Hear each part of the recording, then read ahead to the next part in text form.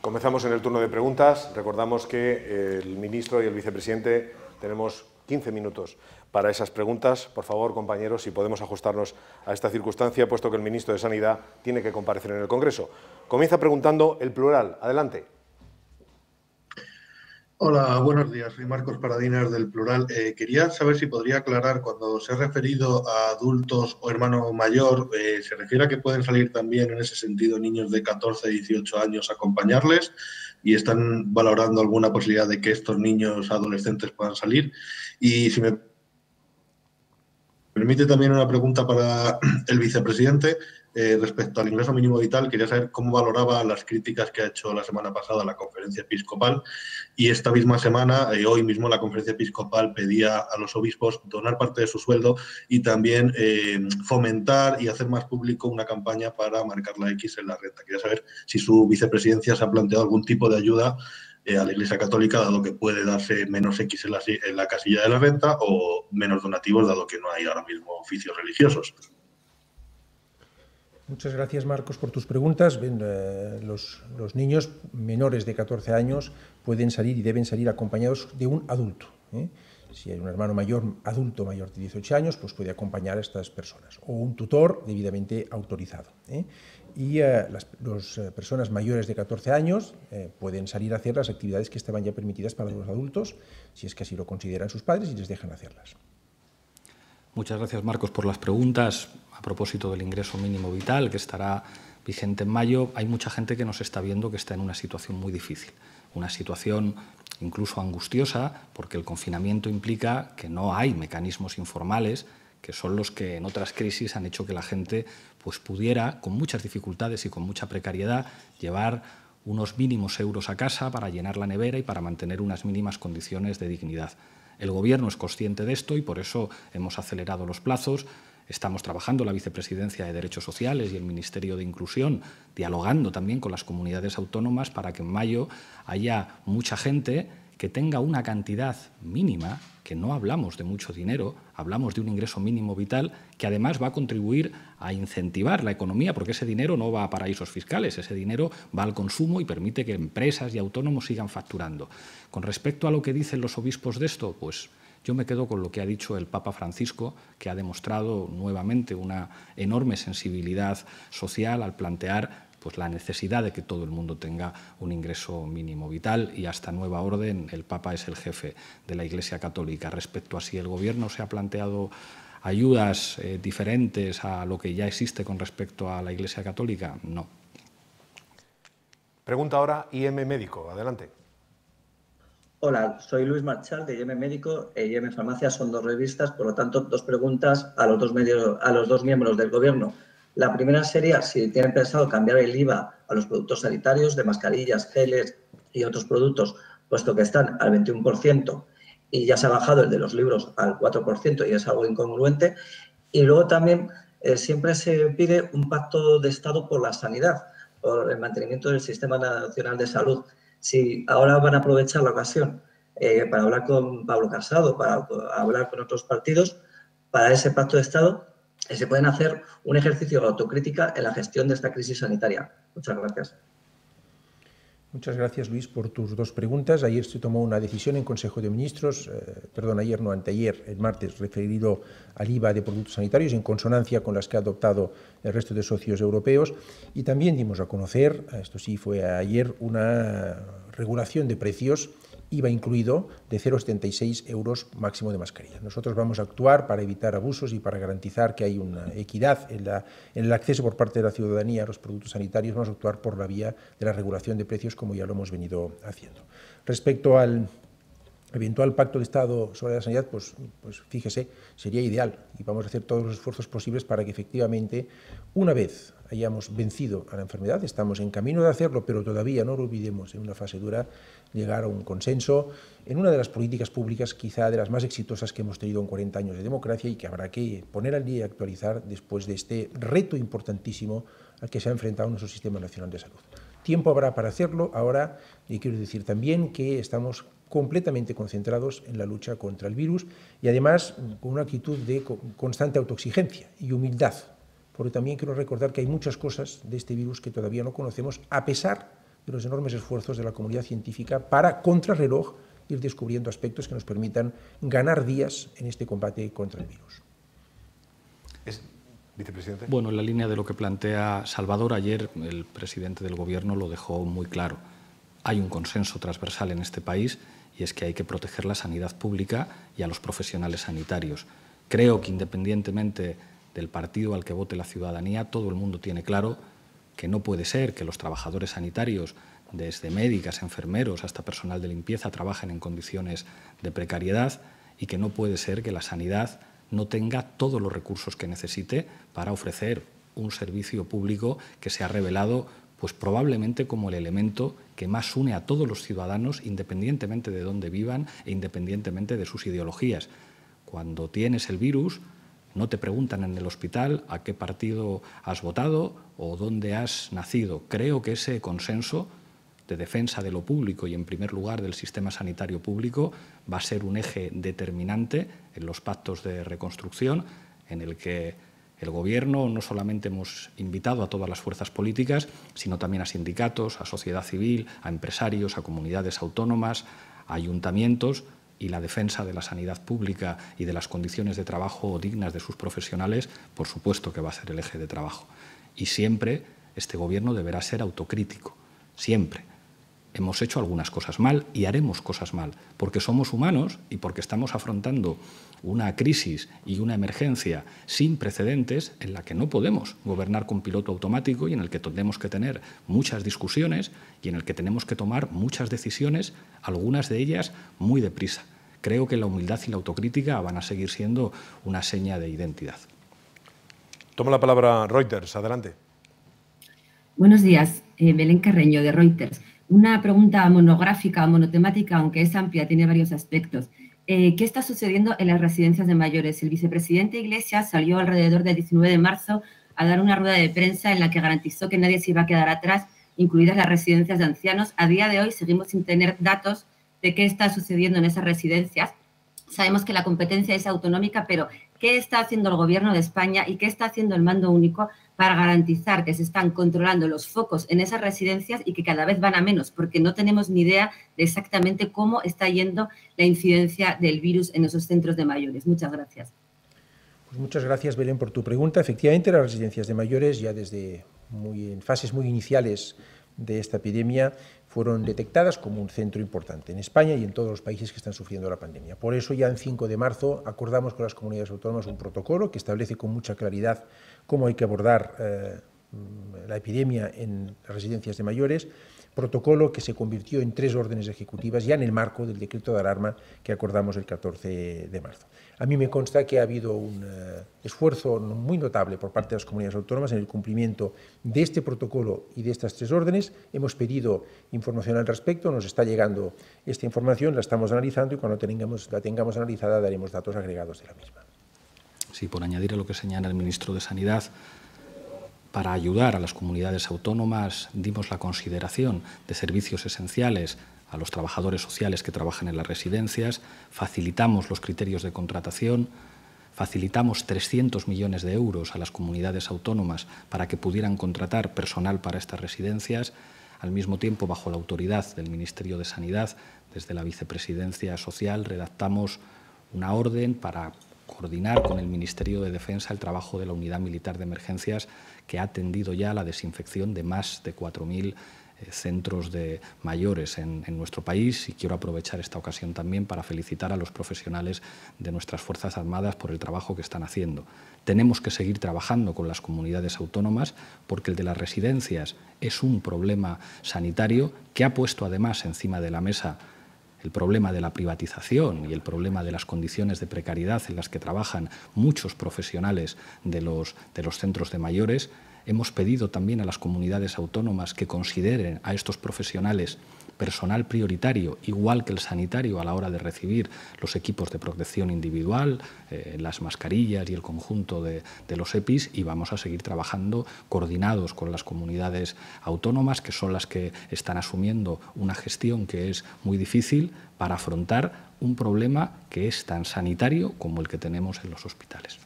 Pregunta ahora Bolsamanía, adelante. Hola, Eduardo Segovia, de Bolsamanía.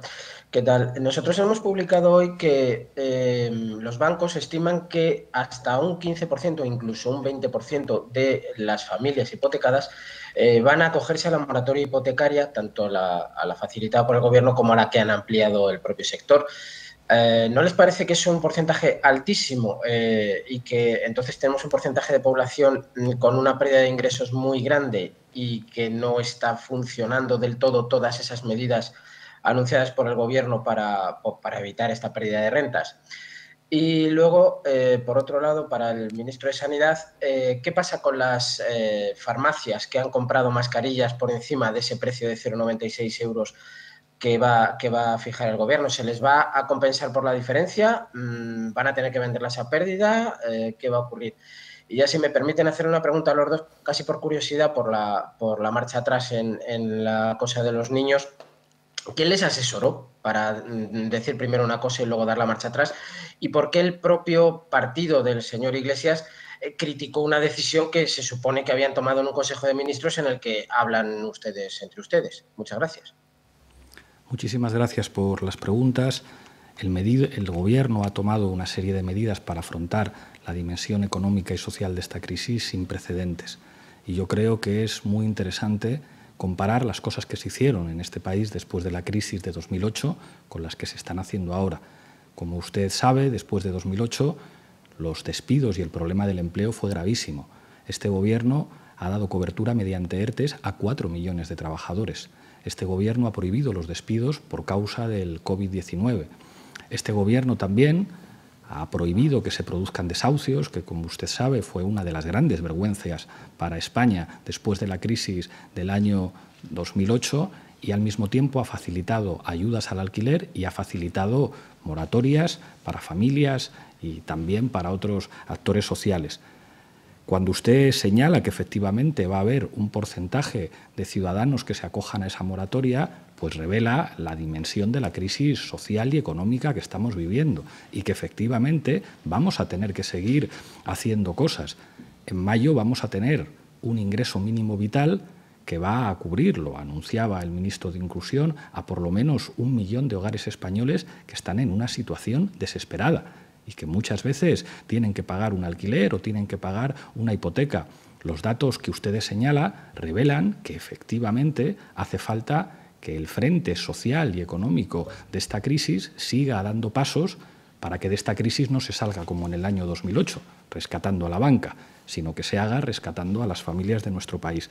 Respecto a la pregunta que usted hacía, es evidente que no comunicamos bien, pero por serle muy claro, lo que habíamos decidido en el Consejo de Ministros era una regulación genérica en el decreto de alarma, y el propio apartado 5 de ese decreto establecía que una orden del ministro de Sanidad, que teníamos que trabajar en un equipo de expertos donde estaban los expertos sanitarios con la Dirección General de Infancia, tenía que terminar de regular y concretar lo que hoy estamos anunciando aquí, que va a entrar en vigor el domingo. Es evidente que no lo explicamos bien, y con respecto a las críticas a esa explicación, creo que no es que vinieran del partido del que yo soy secretario general, creo que vinieron del conjunto de la sociedad. El conjunto de la sociedad vio una cosa que es evidente y que también vimos en el Gobierno, y es que no nos habíamos explicado bien. Y cuando uno no se explica bien, pues lo que tiene que hacer no es lamentarse, es ponerse a trabajar. Y esa misma tarde nos pusimos a trabajar. Yo pude hablar con Salvador, pude hablar con el presidente del Gobierno, los equipos empezaron a reunirse, y esa misma tarde el ministro de Sanidad pues aclaró cómo se iban a hacer las cosas. Insisto, con toda la humildad, en una situación como esta de emergencia, en la que estamos comunicando todos los días, en el que todos los días hay horas de emisión, de comunicación, de transparencia de lo que estamos haciendo, se han cometido errores y se seguirán cometiendo porque somos humanos. Y cuando uno comete un error, tiene que disculparse y tiene que ponerse a trabajar para enmendarlo de manera inmediata. Creo que en este caso lo enmendamos, y que las críticas que recibimos como Gobierno de partidos, de sociedad civil, de muchas familias que no los entendían, pues eran críticas razonables, y cuando a uno le critican y tienen razón, lo que tiene que hacer es rectificar, que es lo que hicimos. Muchas gracias, Eduardo. Las mascarillas quirúrgicas, que son las que en estos momentos tienen un precio máximo fijado de 0,96 euros por unidad como precio máximo, va a ser ejecutiva desde el momento que sea ejecutiva y no habrá ningún tipo de compensación. quiero también subrayar el muy buen papel que está haciendo la red de farmacias de nuestro país.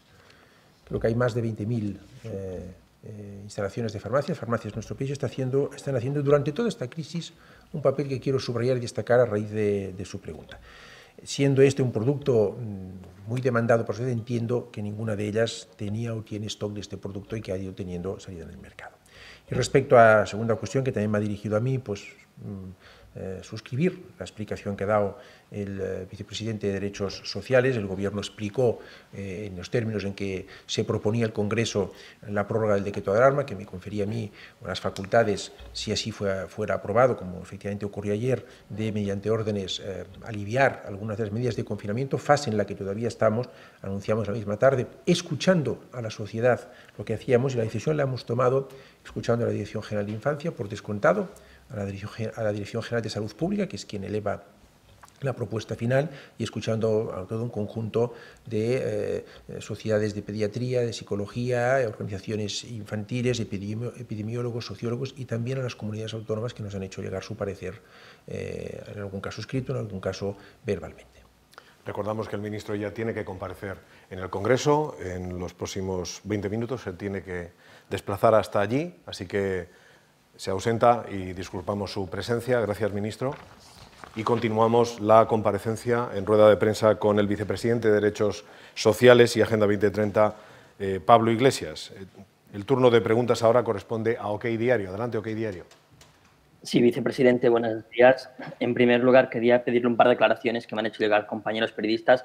Por un lugar, a ver qué va a pasar con los jardines comunitarios, si se podrán utilizar o no, y también si hay alguna especificación directa para los niños que van con carrito, que van los niños más pequeñitos. Y luego tenía dos preguntas para usted y una para el ministro, pero se las traslado a las tres a usted. Usted ha hecho autocrítica hoy, es de los miembros del Gobierno que más autocrítica está haciendo. No sé si entiende que estos bandazos, estos cambios de opinión constantes que han habido en las últimas semanas pueden generar una frustración, unas falsas esperanzas entre la ciudadanía y que eso también genere un cierto cabreo. Y luego las dos preguntas que le quería trasladar a usted. No sé si sabe dónde está el ministro Castells. Desde que empezó la crisis es el único ministro que no ha estado de baja médica por estar en cuarentena, que no ha comparecido. Miles de estudiantes universitarios esperan saber qué va a pasar con su futuro y no sabemos nada de su ministerio. Y ya para finalizar, ayer varios miembros de su gobierno, de su partido, criticaron una decisión judicial que afectaba a la portavoz de Podemos en la Comunidad de Madrid. No sé si le parece correcto que desde el Gobierno se critiquen decisiones judiciales. Gracias. Muchísimas gracias por las preguntas. Creo que con la primera se refería usted a las zonas comunes dentro de las urbanizaciones, ¿verdad? Si es... Comunitarios, eso es. En este caso depende de cada comunidad de vecinos, que debe establecer sus propias normas, teniendo en cuenta que los niños y niñas no deben compartir juguetes ni jugar en instalaciones de la urbanización que usen otros niños y niñas. Respecto a pasear a los niños con los carritos, pues claro que sí, evidentemente. Respecto a la autocrítica del Gobierno, yo creo que lo que nuestro país espera de este Gobierno es, ante todo, humildad. Y si hay cosas que se pueden hacer mejor, no reconocerlo creo que es algo que la gente no entendería. Estamos en unas circunstancias muy difíciles, una situación de emergencia que ningún gobierno del mundo ha tenido que gestionar jamás. En ese contexto, cuando además todos los días estamos comunicando y estamos hablando, claro que muchas veces se producen errores y lo que toca hacer es reconocerlos y enmendarlos. Creo que no habría cosa más torpe que no reconocer que cuando uno se equivoca tiene que disculparse y lo tiene que corregir. Ya le digo que somos seres humanos y no somos omnipotentes. Cuando tendemos la mano a todos los grupos de la oposición, a las comunidades autónomas, a los ayuntamientos, a los sindicatos, a los empresarios, para afrontar juntos un proyecto de reconstrucción, somos perfectamente conscientes de que todo el mundo tiene que arrimar el hombro y que el Gobierno tiene que escuchar lo que piensa todo el mundo. Partidos, sindicatos, organizaciones de la sociedad civil, empresarios, y asumir que solamente desde la humildad y siendo capaces de escuchar y de entender la crítica podremos avanzar juntos para volver a una situación de normalidad. Le puedo asegurar que Manuel Castells está trabajando muchísimas horas al día, aunque no aparezca todos los días en los medios de comunicación, pero no se preocupe usted que aparecerá muy pronto y dará cuenta del enorme trabajo que desde el Ministerio de Universidades están llevando a cabo. A propósito de la decisión judicial, fíjese, las decisiones judiciales hay que acatarlas, y yo así lo dije, hay que acatar una resolución judicial. Y cuando en este caso el afectado por la resolución considera que le ampara el derecho de recurso, hay que recurrir. Y yo estoy completamente convencido de que el Tribunal Supremo va a dar la razón a Isabel Serra. También quiero recordarle que el estado de alarma no prohíbe que la gente pueda criticar, aunque lógicamente tenga que acatar una sentencia judicial que no le guste. Y aún así, yo evité hacerlo, por prudencia. Me limité a trasladar algo que piensa mucha gente en la sociedad. Yo no dije lo que pienso de la sentencia, que se lo puede estar usted imaginando. Dije que hay mucha gente en este país, y creo que sabe usted que es verdad, que piensa que no siempre la justicia es igual para todos y que muchas veces los corruptos se han ido desgraciadamente de rositas. Eso lo piensa mucha gente. Y yo me limité a trasladar eso que piensa la gente y me abstuve de decir nada distinto a que hubiera que acatar la sentencia y que la sentencia tenga que ser recurrida. Pero le recuerdo que en democracia no está prohibido criticar las sentencias, mucho menos cuando las sentencias son susceptibles de recurso.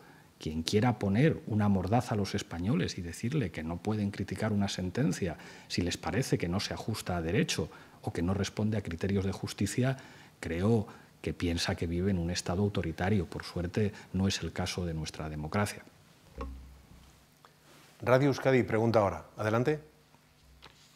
Egunon, soy Miguel Arregui de Radio Euskadi. Quería preguntarle al vicepresidente cómo se va a controlar que los padres cumplan con la hora permitida para salir con sus hijos, si tendrán que llevar algún documento de identidad con ellos.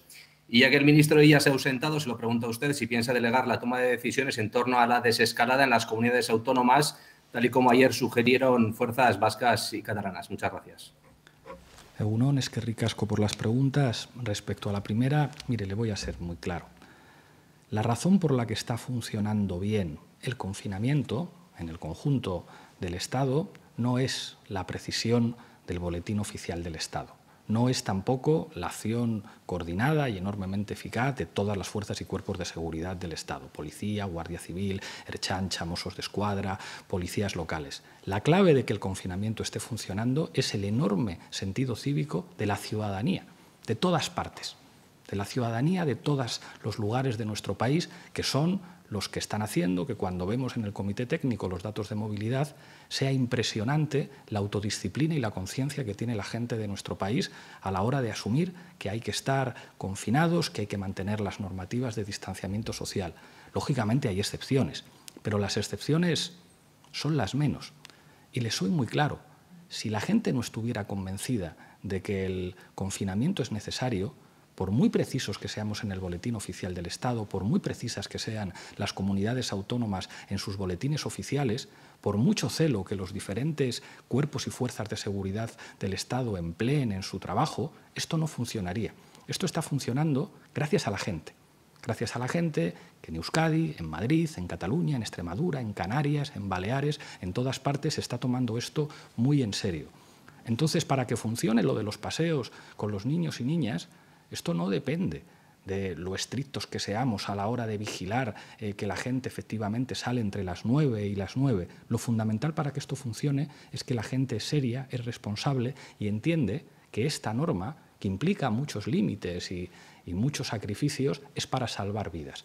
Es para salvar vidas de sus vecinos, de sus familiares, de sus compatriotas. Y no me cabe ninguna duda de que esta norma va a funcionar no tanto por lo que vigilemos o por lo que reglamentemos, sino por el sentido común de la gente que nos está viendo. Ojo, el sentido común de los niños y las niñas también, que están teniendo un comportamiento ejemplar, porque no es nada fácil que niños y niñas tengan que quedarse en su casa sin poder salir tantas semanas.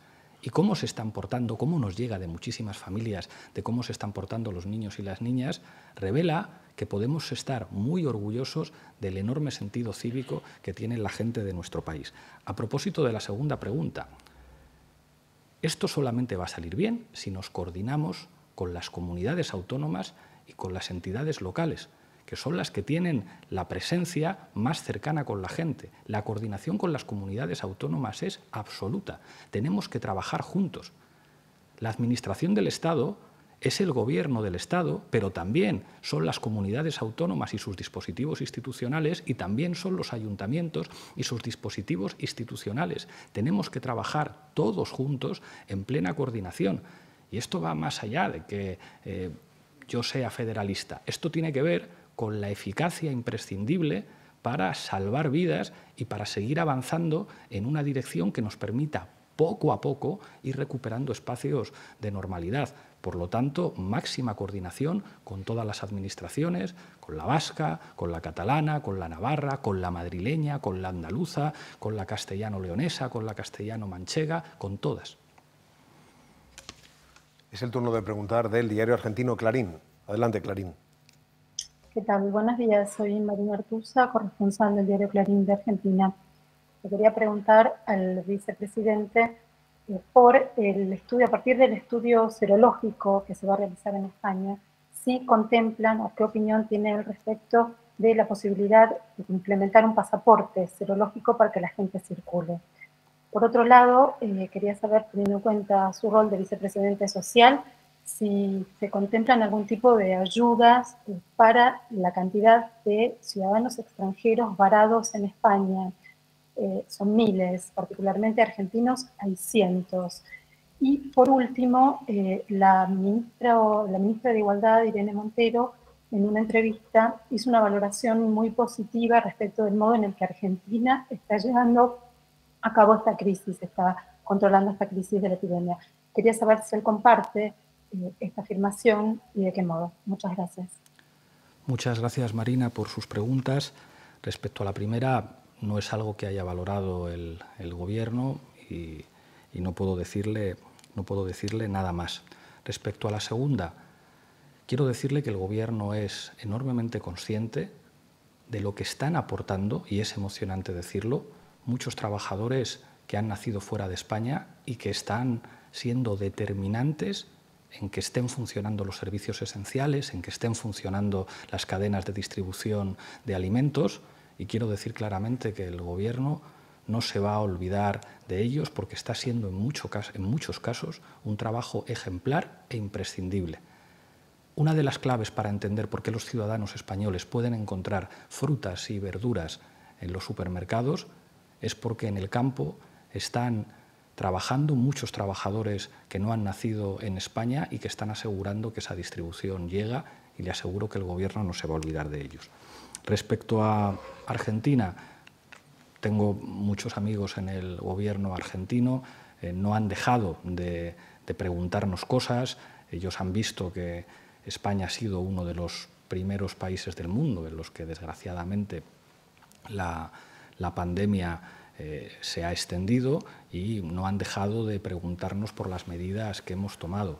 Y a mi juicio, por la información limitada que tengo, me consta que están trabajando con una enorme responsabilidad y con una enorme seriedad para proteger a su pueblo. Vamos al turno de La Marea. Adelante. Buenos días, vicepresidente. Dani Domínguez, de la revista La Marea.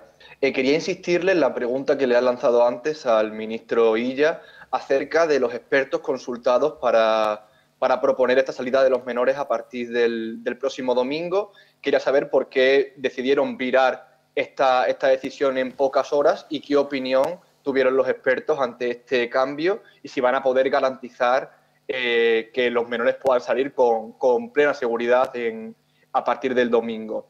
También quería preguntarle por las manifestaciones. Hemos visto el caso de Israel, donde esta misma semana se ha producido una manifestación donde los participantes guardaban un distanciamiento social. Además, el Constitucional alemán, por su parte, ha dicho que se pueden seguir haciendo manifestaciones aunque mientras dure la pandemia, siempre que se respeten estas medidas, por lo que le quería preguntar si va a promover el Gobierno alguna regulación sobre las próximas manifestaciones que se puedan convocar aquí. En otras palabras, si alguien mañana quiere convocar una manifestación, si lo puede hacer y cómo lo puede hacer. Y finalmente, el diario.es ha publicado uno de los informes que elabora la Guardia Civil con el objetivo de perseguir bulos y publicaciones que contribuyan a crear ese clima contrario a la gestión de la crisis, en el que, por ejemplo, se incluye un tuit de la activista feminista Irán Subarela, en el que, bueno, simplemente piden no aplaudir al ejército ni a las fuerzas de seguridad, por lo que le pregunto cuál es su opinión sobre el hecho de que la Guardia Civil monitorice este tipo de críticas. Gracias. Muchas gracias por las preguntas, Daniel. A propósito de la primera, lo hemos explicado. El decreto que se aprueba pretende tener una regulación genérica que había de desarrollar después, como se establecía en el apartado 5, si no me equivoco, el ministro de Sanidad, con una orden que iba a ser el resultado del trabajo de equipos técnicos donde estaba la Dirección General de Infancia, dependiente de la Vicepresidencia Segunda, pero también los epidemiólogos que trabajan en el Ministerio de Sanidad, porque había que hacer compatibles diferentes tipos de criterios. Lo que ocurre es que es verdad que como Gobierno no comunicamos bien, eso genera un malestar social evidente y por lo tanto nos ponemos a trabajar inmediatamente. Nos ponemos a trabajar para hacer lo que ya estaba previsto hacer, que era sacar esa orden cuyos contenidos anunciamos hoy aquí que van a estar en vigor el domingo. ¿Cuáles son los criterios que había que poner encima de la mesa? Pues básicamente dos. Los criterios de los especialistas en salud infantil, que son los que de alguna manera señalan una obviedad, y es que es bueno que los niños y niñas puedan salir de casa, y al mismo tiempo los criterios de las autoridades sanitarias especialistas en la epidemia, que entienden que hay que limitarlo para que esas salidas no pongan en riesgo la salud de los ciudadanos y no puedan en ningún caso facilitar la extensión del virus. Por lo tanto, finalmente se llega a la orden que hoy presentamos aquí, que pretende cumplir con los dos criterios. Y lo fundamental para que esto funcione, ya le digo que no es solamente la acción del Gobierno. El Gobierno reglamenta de manera muy precisa. El Gobierno tiene desplegadas a las fuerzas y cuerpos de seguridad del Estado, pero lo fundamental para que el confinamiento funcione y las medidas de distanciamiento social funcionen es la conciencia cívica de nuestro pueblo, que está siendo ejemplar. La gente que nos está viendo en su casa entiende perfectamente por qué se tiene que quedar en casa, entiende perfectamente por qué no se puede saludar con nadie estrechando la mano o dando abrazos y besos, sino que tiene que mantener una cierta distancia. Entiende cuál es la forma en la que puede sacar a sus hijos a pasear, porque es bastante evidente que hay que mantener la distancia, que hay que lavarse las manos, que hay que extremar las medidas de higiene, que hay que mantener el distanciamiento. Y esa conciencia de la gente va a ser lo determinante, más que la precisión de nuestras reglamentaciones o la acción que están llevando a cabo las fuerzas y cuerpos de seguridad del Estado. A propósito de las manifestaciones, por competencia no me corresponde a mí responder en este caso, pero le diré que, como usted sabe, el decreto de alarma no limita el ejercicio de derechos y libertades públicos, que de hecho se están produciendo, y yo creo que el sentido común de la gente los lleva a su lugar lógico. ¿Ha habido protestas en estas semanas? Claro, ha habido muchas caceroladas en una dirección o en otra dirección. La gente tiene derecho a protestar por lo que quiera, pero la gente es consciente de que a lo mejor lo sensato pues no es protestar en una manifestación o en una concentración, sino que lo sensato es hacerlo desde el balcón, respetando las normas de confinamiento social. Creo que esto es un elemento de sentido común. Y respecto a la última pregunta que hacía, tampoco me corresponde a mí competencia decir nada, pero creo que es evidente que hay que distinguir entre los delitos y las amenazas a la salud pública y la libertad de expresión. Y la libertad de expresión, pues muchas veces puede ser desagradable, puede no gustar a todo el mundo. ¿Qué le voy a contar yo de las cosas que me dicen? Pero es que en democracia pues todo el mundo tiene derecho a decir lo que le parezca. Y luego, si alguien se siente ofendido, pues para eso están las demandas civiles. Pero ya le digo que este Gobierno, en el marco del estado de alarma, va a defender los derechos y las libertades públicas, al mismo tiempo que no va a dejar de perseguir, no faltaría más, los delitos. Y en eso están las fuerzas y cuerpos de seguridad del Estado. Perseguir los delitos y proteger las libertades y los derechos individuales. Al filo de las 12 finalizamos este turno de preguntas con Estrella Digital. Adelante. Buenos días, vicepresidente. Raúl Sánchez, de Estrella Digital. Quisiera trasladar dos preguntas, una de tipo más sanitario y otra de tipo político.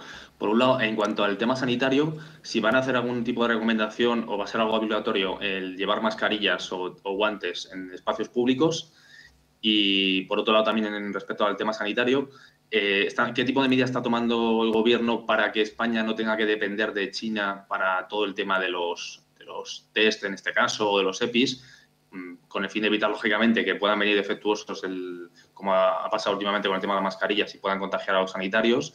¿Y cuándo creen que puede ser España autosuficiente para poder fabricar todo este tipo de material sanitario? Y en cuanto al tema político, entendemos que va a ser muy complicado poner al PP, por ejemplo, y a Bildu y a Esquerra en el mismo pacto, digamos, de reconstrucción.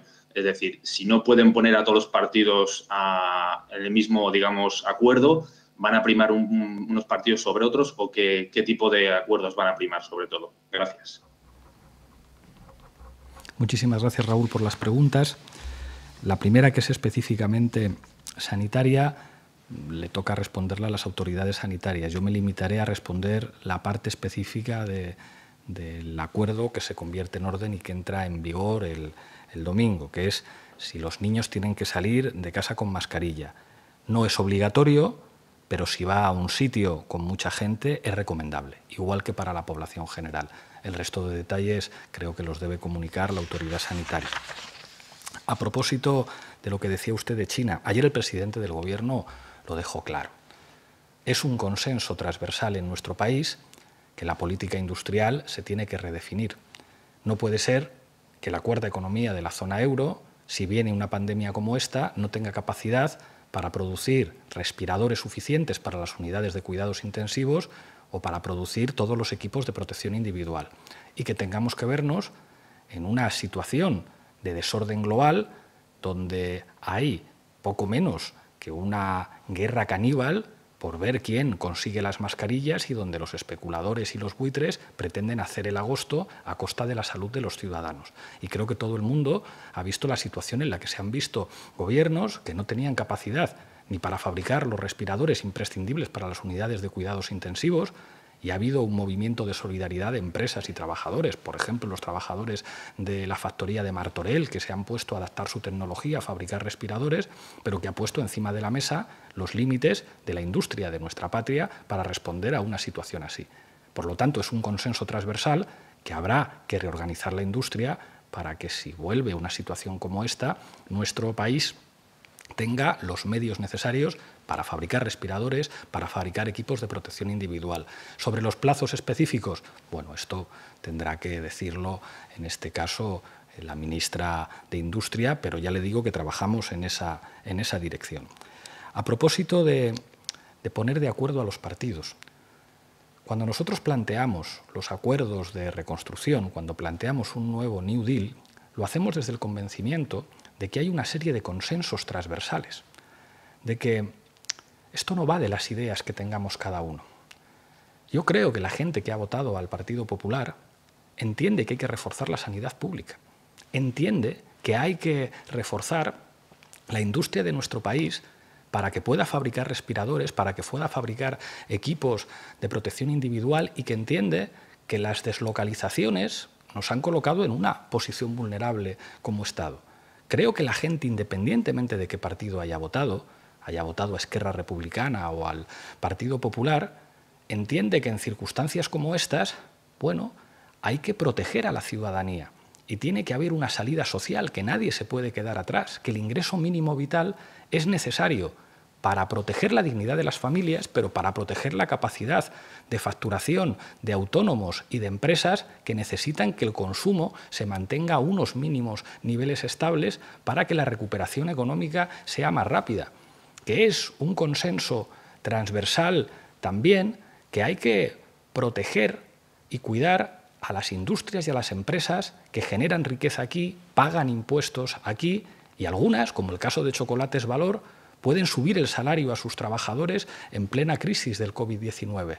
Todos esos elementos, que en última instancia se traducen en que como país, digamos en Europa, junto con otros países europeos como Italia, como Francia, como Portugal, que Europa será solidaria o no será, y que Europa tiene que articular mecanismos solidarios para hacer frente a una situación de emergencia que no tiene que ver con que los gobiernos hayan hecho mal las cosas, sino que tiene que ver con que a todos nos afecta esto. Si somos socios, si todos somos parte de una comunidad, tendremos que construir esos instrumentos solidarios.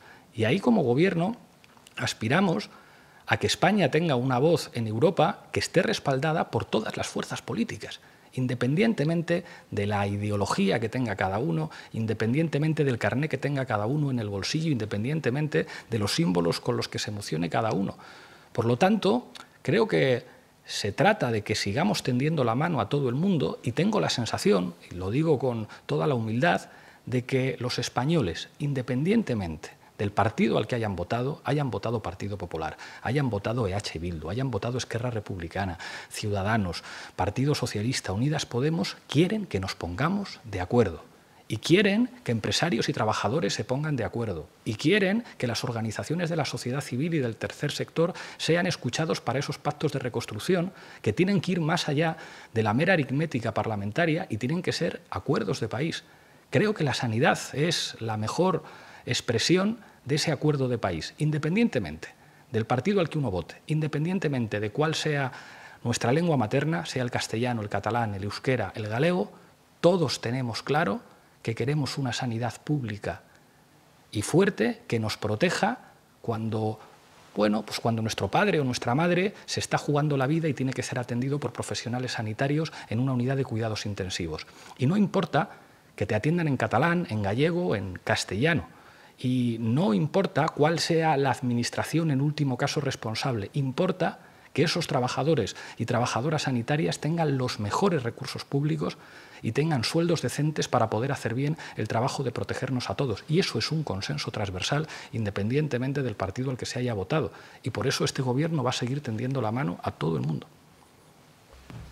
Vicepresidente, pues muchas gracias por sus palabras. Gracias a todos los medios que han participado en esta rueda de prensa. Gracias y buenas tardes. Gracias.